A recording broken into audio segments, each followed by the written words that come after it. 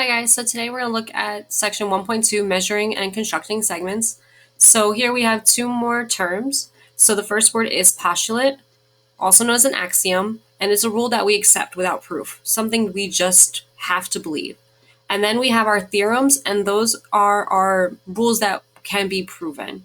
So we start off with our ruler postulate, and this tells us the points on a line can be matched 1-to-1 with real numbers. The real number that corresponds to a point is the coordinate of the point. And we can find the distance in between those 2 points. So here I have an example from A to B. So if I want to find the distance from A to B, the first thing to remember is distance is always positive. So it doesn't matter if we're in the negative section of our number line or in the positive section. The amount traveled in between those points will always be positive. And to help us along with that, we are going to use absolute value. So we always end with our positive result.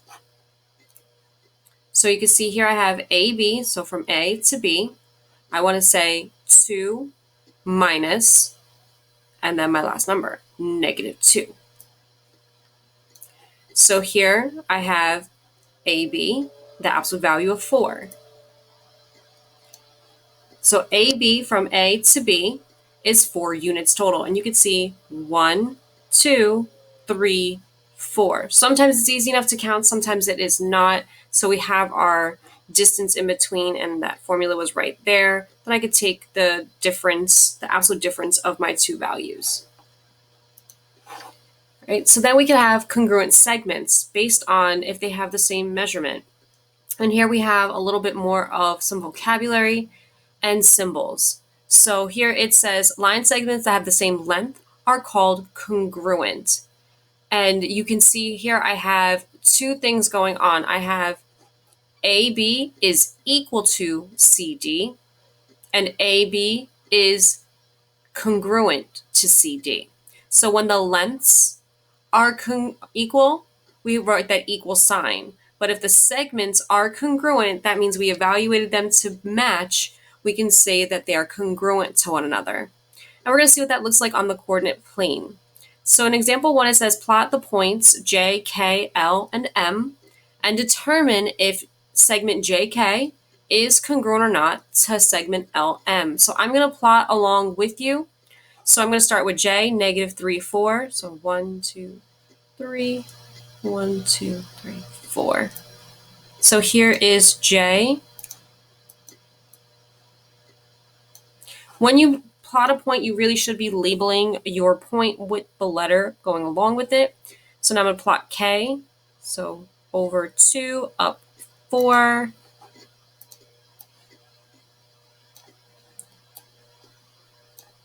Connect in between. And that's my segment JK. I'm going to now plot L and M in the same fashion. So L is 1, 3. So 1, 2, 3.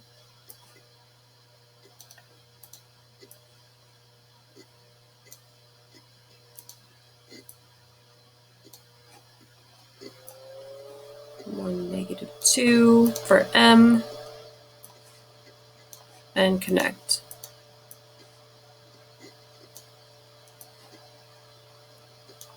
All right, so now I want to find the length of each of these segments. So there are two ways to do this. Since they are horizontal and vertical, I can count the boxes, or I could also use the formula that I did on the previous slide. I'm going to show both of those methods. So you can see here from J to K, I said that it's 2 minus -3. Now, where are those numbers coming from?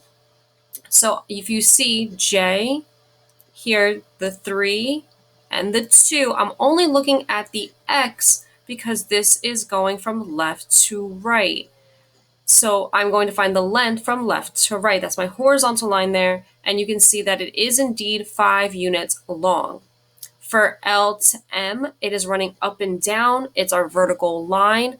And I'm going to be using my Y coordinates to help me find the length of this. So here I'll be using 3 and -2. So -2 minus 3 equals the absolute value of -5, which is still 5. And if I count the boxes, 1, 2, 3, 4, 5, you can see that that length is 5 as well. So now I can make the statement that I need to make. Are these two segments congruent? You have to make the statement if they are or are not. So how to write that statement? I write JK, segment JK is congruent to segment LM. To be able to write this equation, you have to have the numbers to match. All right, let's look at the next one. Same thing, so you could try this one on your own. I'm going to plot mine while you plot yours. So I'm going to plot A, B, C, and D and label them. So A is -2, 4. 1, 2, 4. And B is 3. 1, 2, 3, 4.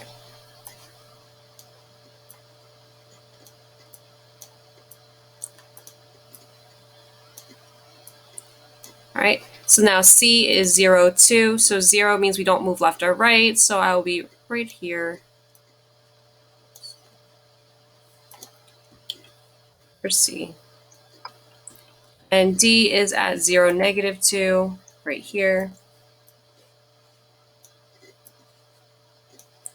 And we're going to find the length of each of these. So again, you can count your boxes because they are horizontal and vertical lines, or you can find the difference, the absolute value difference of the two. All right, so the first one, 1, 2, 3, 4, 5. So AB is 5 units long, and I can show that with my equation. And then C to D is 1, 2, 3, 4. So you can see that's 4 units long. Again, the first one we used our X values because it is running from left to right. And from C to D, it's up and down, so we're using our Y coordinates. So now, are the two segments congruent? Well, are they the same number? They're not. So how do I write this answer? So I can write AB is not congruent to segment CD. Again, those numbers need to match. All right, let's look at the next one. All right, so now we're going to use segment addition to help us adding parts. That's all. So we're going to see that in this first line here, I can see that I have a segment and a longer segment. So I really have 3 pieces there that I can work with. So here's that example. They're showing you that here I have a small piece AB, another small piece BC, and when I combine them, I will find the total length from A to C. This is why we have segment addition. So here they want us to find DF. So from D to F. So to find from D to F, I have 2 smaller segments. I have DE and EF. So I know that DF will be adding these 2 segments together. So when I add these 2 segments together, the length from D to F is 58. All right, the next example. The first thing I notice is that they're asking me GH. GH is not the entire length. 36 is the entire length, and I can see that because it has that line running across and it ends. So that 36 means the entire length of the diagram is 36. So now I need to set up an equation to help me figure out that missing piece. So I set that up using the pieces and their names. So FG plus GH equals the entire length of FH. So now I'm going to substitute what I know. So FG is 21. GH, we do not know it, so I'm going to use our variable x, and then from F to H is 36. When I subtract 21 from both sides, x equals 15. So remember, segment addition may use the inverse to find the missing piece. So sometimes you may be adding your pieces or subtracting them. All right, so we're going to try a few more using this method. All right, the next one. So here we have segment addition, and they want to find the space in between. So you can see that here I have to find this missing piece. So this is very similar to the previous problem that we've just done. So I actually used my letters. I didn't use the town names. So here I have CA plus CP is going to be the length of CP. So I'm going to substitute in from C to A is 231. AP is our unknown, so I'm going to call that X. And CP is 680. So you can see here's my algebraic equation. I'm going to subtract both sides by 231, leaving me with 449 miles. Notice I did label this problem with miles because all our numbers have units provided. All right, our next problem. Here it says find x and then each length. So this is a little different because it's multiple steps in this problem. Notice that every segment besides BC doesn't have a value. So I don't know the entire length, but I do know it has an algebraic expression.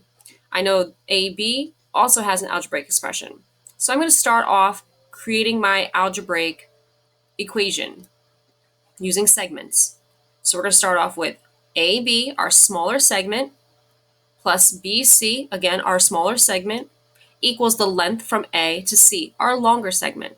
Now I'm going to substitute in. So AB is going to be substituted in with 2x minus 8, BC is 11, and AC is x plus 10. I put parentheses so you can see what I'm substituting into my equation. All right, so now we're going to simplify our left-hand side and combine like terms. So here I have 2x plus 3. That negative 8 and 11 are like terms, so they simplified to give me positive 3. And I just rewrite x plus 10 on my right-hand side. So now I can solve my multi-step equation. I'm going to subtract x from both sides, and I'm left with x plus 3 equals 10. Subtract 3 from both sides, and I have x equals 7. That is the first step in this problem. The second one, it wants us to find each length. So there are a total of 3 lengths. We need to find AB, BC, and AC. So we're going to use substitution. So the very first one is AB. So here I have 2 times 7 minus 8, which gives me 6. Again, I'm using that expression from the diagram. BC, no work needed. I'm just stating what it is because they want each length. So BC is 11 as per the diagram. And then the last one, we have AC. So AC is 7 plus 10 equals 17. Again, x plus 10 is the expression for the length of AC. All right. So you could try these problems on your own and we'll go over after them afterwards.